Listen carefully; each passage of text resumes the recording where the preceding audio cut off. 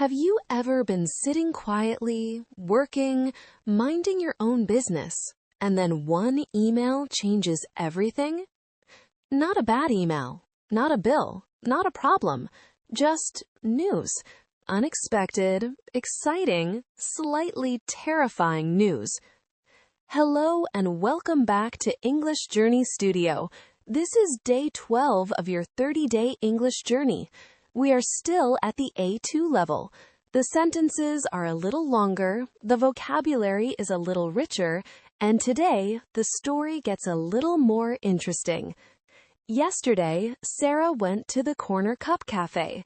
She worked hard, she tried a new coffee, and she met Martin, a retired architect who loved her designs. She came home feeling ready. And today, on a regular Tuesday morning, her phone buzzed, and everything changed. Let's find out what happened. It is Tuesday. Sarah woke up earlier than usual. She was already thinking about the client presentation on Thursday, 2 days away. She made coffee, sat at her desk, and opened her laptop by 7:30. The slides from Monday were looking good.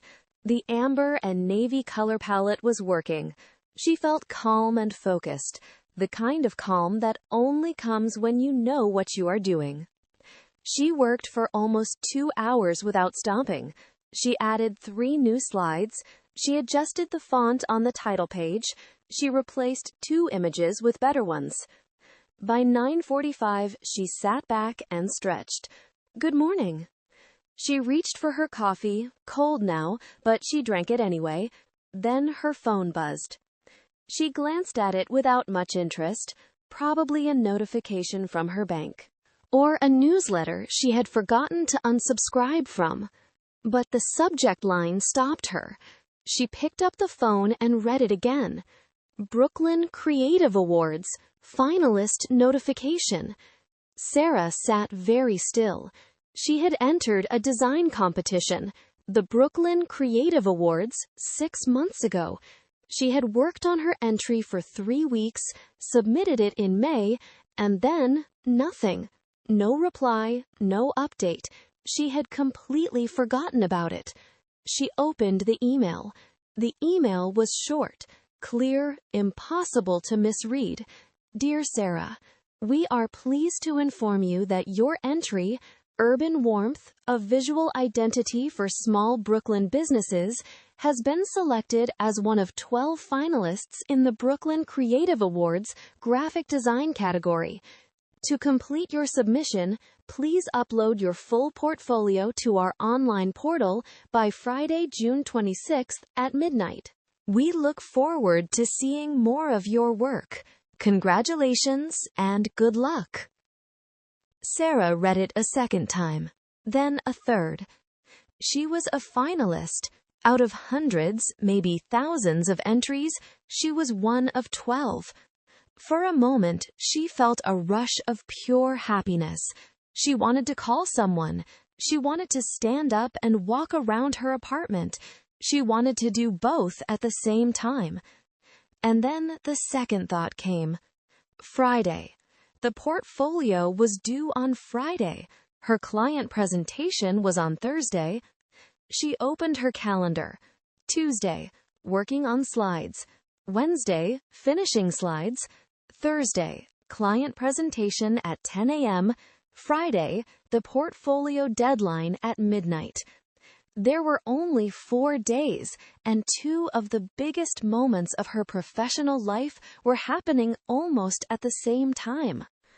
The happiness she had felt a moment ago was still there, but it was sitting right next to something else. Overwhelmed. She put her phone down, looked at her laptop, and did not move for a full 30 seconds. Sarah opened a new document and typed 2 headings. Presentation, Thursday. Portfolio, Friday midnight. She stared at them. The presentation was almost ready. She had 4 good slides. She needed maybe 3 more, plus a cover page, plus final review. 2 days of focused work, she could do that. But the portfolio was different. A competition portfolio is not just a collection of your work. It needs to tell a story. It needs an introduction. It needs strong images. It needs a layout that looks professional and clean. She had most of the pieces, but she had never put together a formal portfolio before. She did not know exactly how long it would take. She closed the document and picked up her phone. She called Maya. Maya answered on the second ring. "Hey, what's up?" "I got some news," Sarah said. "Good news or bad news?" "Good news, but also a lot of work news." She explained everything: the competition, the email, the Friday deadline, the Thursday presentation. Maya was quiet for a moment. Then she said, "Okay, so you have 2 big things due in 4 days. That's stressful. But Sarah, both of these things are good. The presentation is almost ready, and the portfolio, you already have the work. You just have to put it together." "I know," Sarah said, "but what if I can't do both well?" "Make a plan," Maya said simply. "Break it into pieces. You're good at that." After the phone call, Sarah made a cup of fresh coffee. She sat back down at her desk, but this time she opened a new document, a proper one, a plan. She wrote the days across the top: Tuesday, Wednesday, Thursday, Friday. Then she filled in the boxes. Tuesday afternoon, finish the 3 remaining presentation slides. Tuesday evening, select the best 10 pieces of work for the portfolio. Wednesday morning, final review of the presentation. Wednesday afternoon, start building the portfolio, layout, images, introduction. Thursday morning, client presentation at 10 a.m. Thursday afternoon, whatever the client meeting leaves behind, follow-up emails, notes, revisions if needed. Friday, finish the portfolio. Submit by midnight. She read through the plan. It was tight, but it was possible. Something about seeing the 4 days laid out in order made the pressure feel smaller, less like a wall and more like a staircase, one step at a time. She thought about what Maya had said. You already have the work. You just have to put it together. That was true. She had been making beautiful things for 3 years. The competition did not need her to be perfect. It just needed her to show up fully, honestly, with everything she had already made. She closed the planning document and opened her presentation slides. Time to start. At 6 o'clock in the evening, Sarah stopped working. She had finished all 3 of the remaining presentation slides. She had also selected 11 pieces for the portfolio. She would cut one tomorrow when she could see them all together with fresh eyes.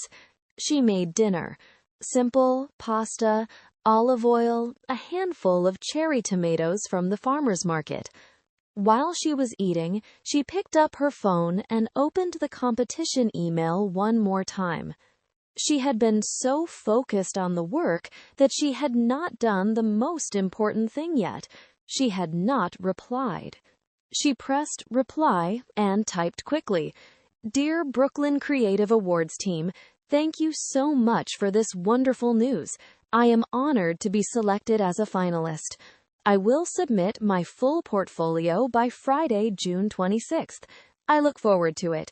Best regards, Sarah." She read it once. She pressed send. She put her phone down and finished her pasta.